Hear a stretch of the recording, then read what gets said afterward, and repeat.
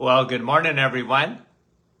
And once again, welcome to another live this morning. Hope you're having a wonderful start to your day. And we sure appreciate you coming on when you can, live. And we love to say hello to our dear friends that come on with us. And if this is you're just getting notifications and your first time up, make sure you say hello. Hi, Andrea, Mike, Brahim, those three in our top of the list. Jude, how are you from Troy, New York? Nativity. Wendy from Wasaga. And Rosa from Moriat. And Madeleine, Kippawa, Quebec. And Joanne, how are you from Berks Falls? John, Elgin, Illinois. Fran from Orangeville. Good morning. Nick from our staff. We appreciate it. Wendy from Markham. And Arlene, good morning. Sandy from Chilliwack, British Columbia. Yvonne from Petawawa. Bruno, how are you, Bruno? And Georgie, Halifax, Nova Scotia. Kevin from Oshawa.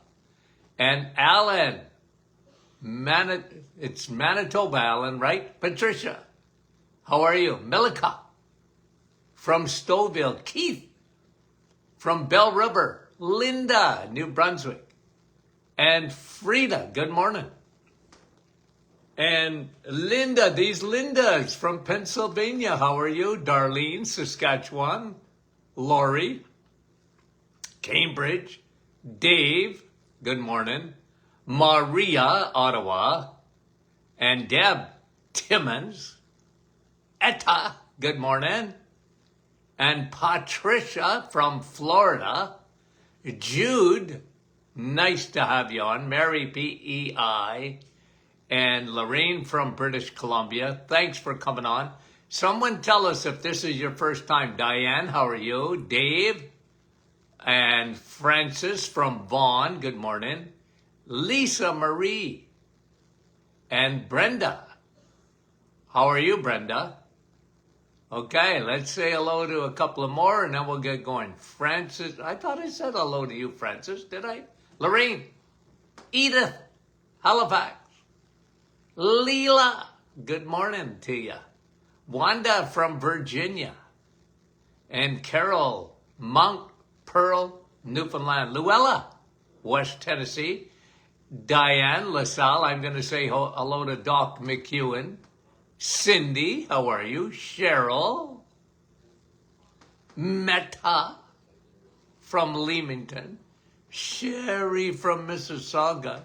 Lori from Sudbury. Never heard of it. Helga.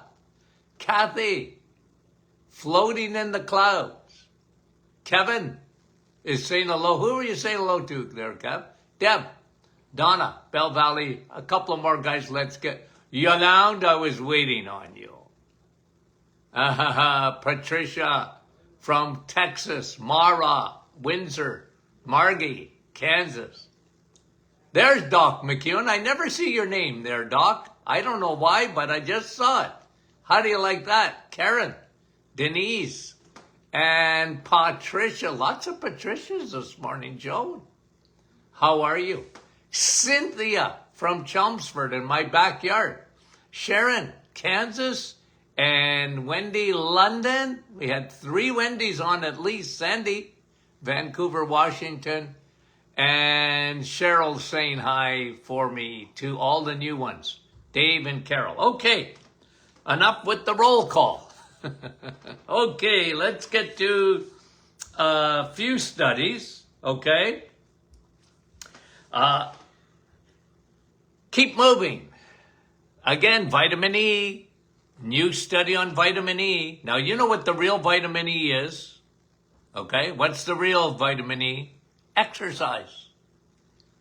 The more we move, the better it is. This, okay, keep moving. Just 5 minutes a day of exercise of any kind can cut dementia risk. The more they study movement, the more they study exercise, there's nothing negative. The best exercise, we just like to tell it on the program as it is because we do the deep dives for you and we let you know is move, absolutely. Walk, absolutely. Whatever you can do. It's all beneficial. But good, better, best. The best at the top is getting strong. Move, for sure. Get strong. Get stronger. Are you 80? Get stronger. Because muscle, the more they study muscle, the more you realize it's like an independent endocrine organ. It affects your brain. It affects your metabolism. It affects your hormones. It is just so good for you. Okay, keep moving. 5 minutes of daily exercise can cut dementia risk. Now, another one. The real vitamin E is exercise. We had to replace the vitamins on the Martin, at the Martin Clinic. We did this for years. And we had our own table of vitamins. Okay? You know what I mean by that? And on the doctor is in, geez, we're at about 25 years now. 20 years of radio, and we're 5 years and more of podcasting. We're up to almost 5 million downloads now of the Doctor is In podcast. And what have we done? Well, what we've done is we have changed the vitamin table, meaning, okay, we replaced some of the vitamins. And I mean it. Like I said, okay, vitamin E, the real vitamin E is exercise because it's more beneficial than the other vitamin E. How's that? I'm not saying the other vitamin E isn't good. I'm just saying, I mean it. It's more beneficial. I'll give you another example. Coffee, the real vitamin C. Now, people sometimes get confused when I say that because you're saying, well, what do you mean? Coffee has vitamin C? Well, it has traces of it. But that's not the point. The point is coffee is more powerful than vitamin C. I'm not saying vitamin C is no good. I'm not saying ascorbic acid is no good. You need ascorbic acid. But coffee, proven, is 100 times more beneficial to your body than vitamin C is because it has 1,000 phytonutrients and hot off the presses. Here's another study on vitamin. I always tell people when you get negative on coffee, I can show you 150 studies on the effectiveness of drinking coffee. Now, isn't that a gift? God gives you a gift. Don't get upset about it. People don't like to think of vitamin C. The Doctor is In vitamin C, coffee. They don't like to think of it as a vitamin or a supplement. But it is. It is. Listen to this. Coffee on aging. Okay, so what they did, they took other antioxidants and they compared them to coffee. And coffee wins as far as anti-aging. How do you like that, guys? What a gift. What a gift. Coffee is a gift. Okay, that keeps on giving. And I mean it. It is so good for you.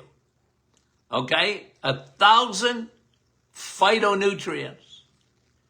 And from cancer to heart disease to cognitive to your microbiome. And what are they saying? It's anti-aging. Wow. It's one of the best for anti-aging. I love it. Hey, it's a gift that keeps on going.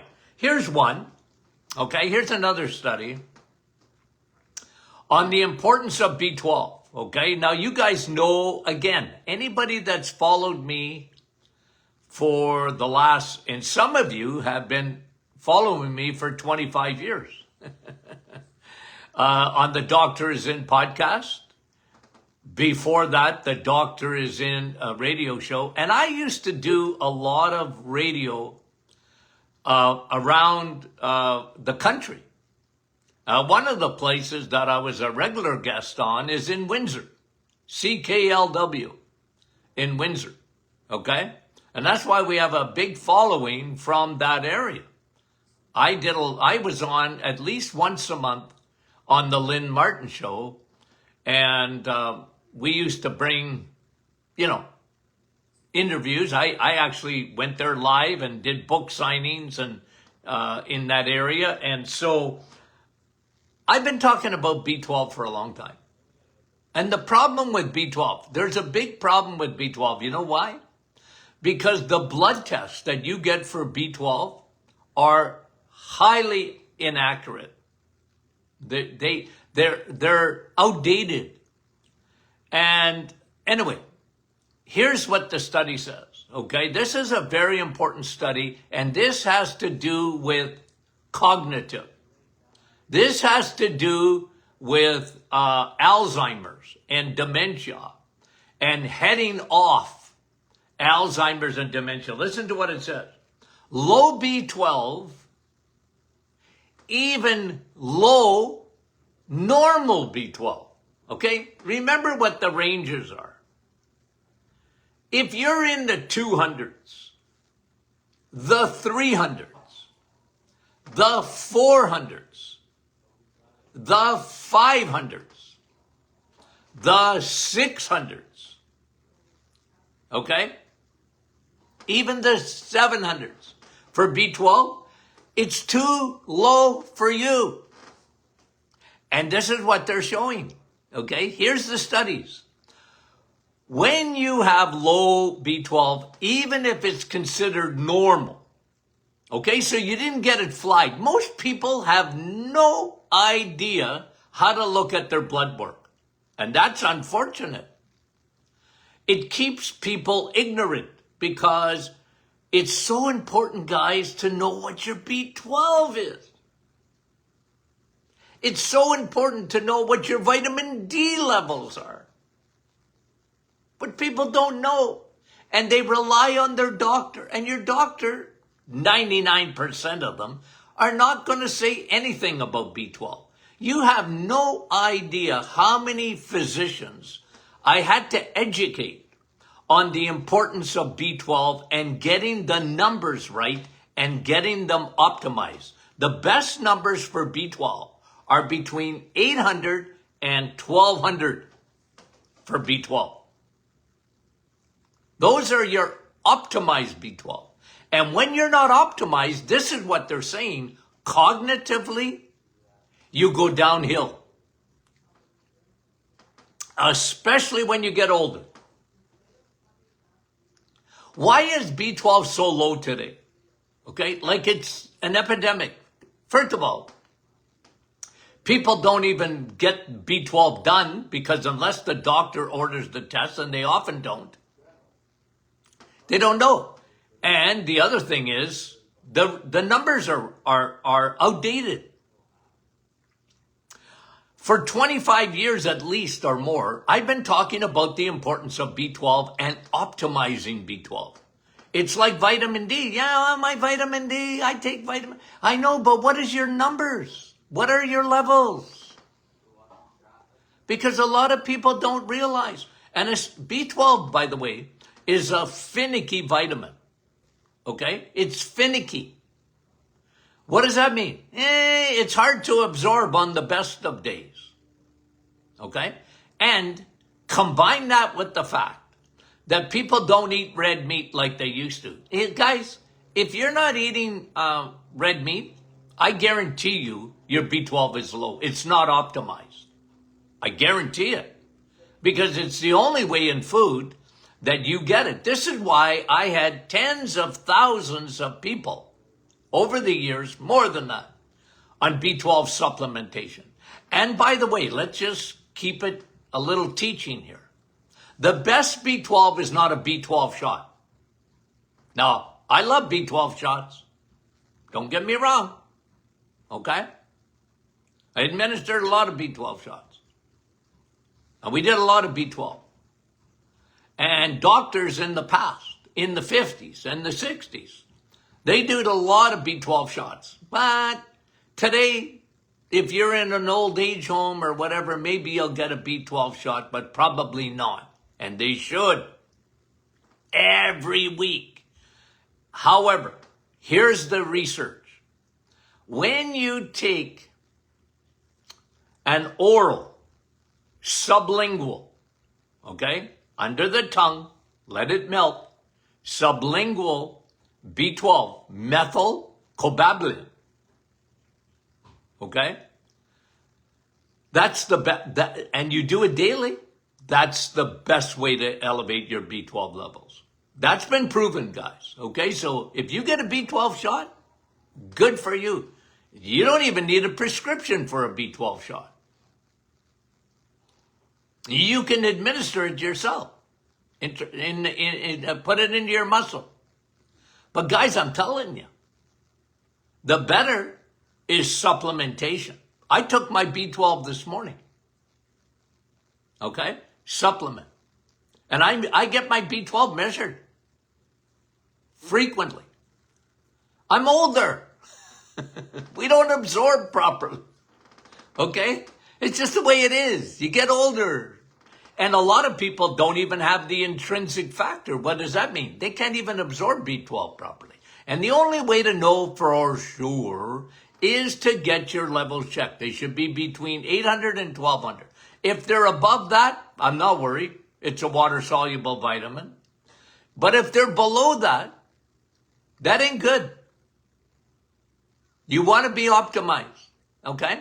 Now, I just said, okay, what should I... Here's some clues, okay? Here's some clues that you might be low in B12, okay?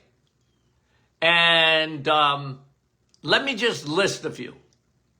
You got number one, any digestive trouble at all. You got any digestive trouble, bloating, acid reflux, whatever, you're probably low in B12. I'm not saying it's the cause of it, but when you have digestive issues, can cause the malabsorption of B12. Okay? Number one, anyone with any digestive symptoms, when I used to do testing for B12, okay? When I used to do testing for B12, any digestive issue, especially acid reflux or whatever, guess what? They were low in B12. Okay. Nobody told them. I told them. Okay? Number two, you don't eat red meat, you're going to be low in B12. Okay? Dr. Martin, I don't absorb beef properly, or, there's a few people that just don't eat red meat very well and whatever. Okay. Well, you're low in B12. Then take a supplement every day. It's good for you. Okay? If you're on any medication, what? If you're on any medication, I can almost guarantee you're going to be low in B12. Okay? Especially if you're on any diabetic medication, like metformin, you're going to be low in B12. Any high blood pressure medication, you're going to be low in B12. Well, if you take anything like Zantac or anything like that for your digestion and acid reflux, you're going to be low in B12. You can just bet your boots on it. Okay? Let me give you a few strange symptoms. Okay, B12. Just generally what I found over the years. Strange. Oh, by the way, you get migraines? You're low in B12, just about for sure. Magnesium too, but almost invariably. When I measured biomarkers in patients that had migraines, they were low in B12. Almost invariably. Okay? And Look at your fingernails. You got ridges in there? Probably low in B12. Okay? Probably low in B12. You got any kind of paresthesia or whatever in your, like your tongue feels funny or mouth or anything around your mouth or lips, you're low in B12. Just rule of thumb, okay? Generally, that's what I used to see. What else did I used to see? People that are thin and they got a poor appetite, often low in B12. Fatigue, but you're tired, but you don't sleep well. Low in B12. High cortisol, by the way, knocks B12 right out of your body. Stress. Okay, we all know what it does to cortisol, what cortisol does. Okay, but that'll drain you of your B12. You're tired, but you're not sleeping properly. B12. You know what I used to see too? Dandruff. Yeah, even in the scalp. I found that these are weird sort of symptoms, possibly, of low B12. Memory. B12 is a brain vitamin. B12 is a neurological vitamin. Okay? Your memory's not quite sharp. You're not eating enough steak, or you're not getting enough B12, or both. Okay? Now remember, you don't get B12 in the plant kingdom. You get enough B12 in the plant kingdom for mice, not for you. You're not a mouse, in case you didn't know that. You don't get enough. You need B12. It's a go-to. It's important. You get a little paresthesia, like in your fingers, numbness and tingling in your feet. A lot of people don't realize that. B12, it's a neurological. Even muscle weakness. You see, your muscles are innervated by your nerves. You get a pinched nerve, well, your muscle can deteriorate. If your nerves are not firing on all cylinders, your muscles will deteriorate. That's why B12 is so important for them. Think of your brain. Think of your nerves. Think of your heart. Needs B12. It needs B12. And bleeding gums. A lot of people said, well, that's vitamin C. Yeah, maybe, but mostly it's not. Usually I found it was low levels of B12. So guys, get the memo this morning. When you get your blood work done the next time, insist that you get your B12 levels done. If you don't ask, a lot of times you don't get. That's why it's important to get my book, Sun, Steak, and Steel. There's a chapter in there on what blood tests you need to order. Get your doctor to do it. Okay? And these are important, guys. These things will save your life. B12 is so important. And today, like I said, B12 has sort of been put on the shelf in modern medicine. They don't learn about it unless they see a real deficiency. This is not long ago. I was talking to a physician, and a mutual former patient of mine was anemic. They looked like Casper the ghost. And I know, and they said, well, their ferritin, their iron doesn't seem to be that bad. I said, did you check B12?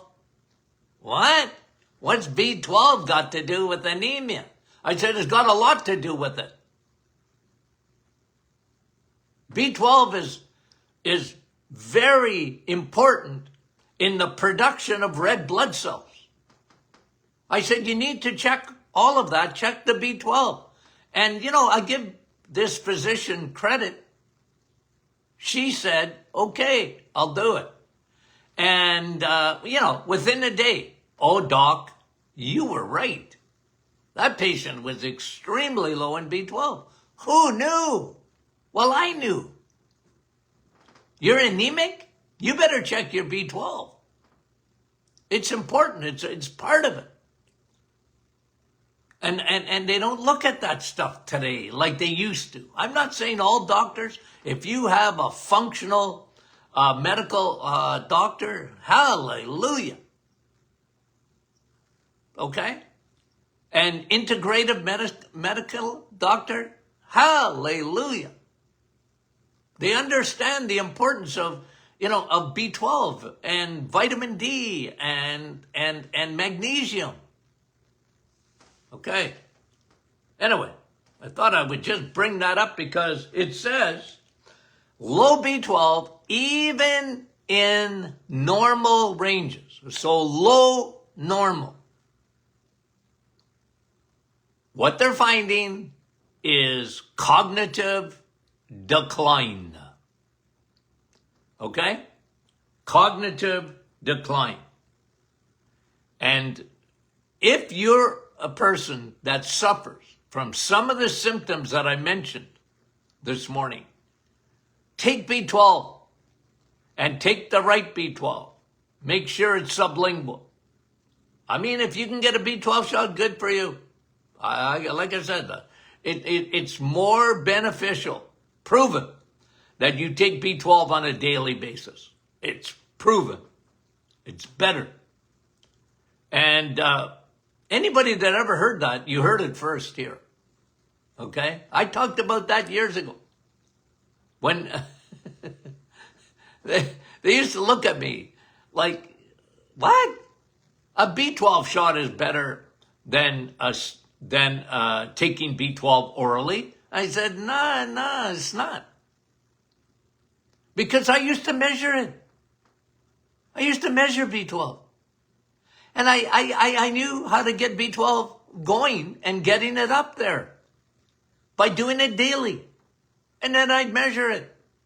And it went up faster than people that were taking B12 shots. And then guess what? The research caught up to me. The research caught up.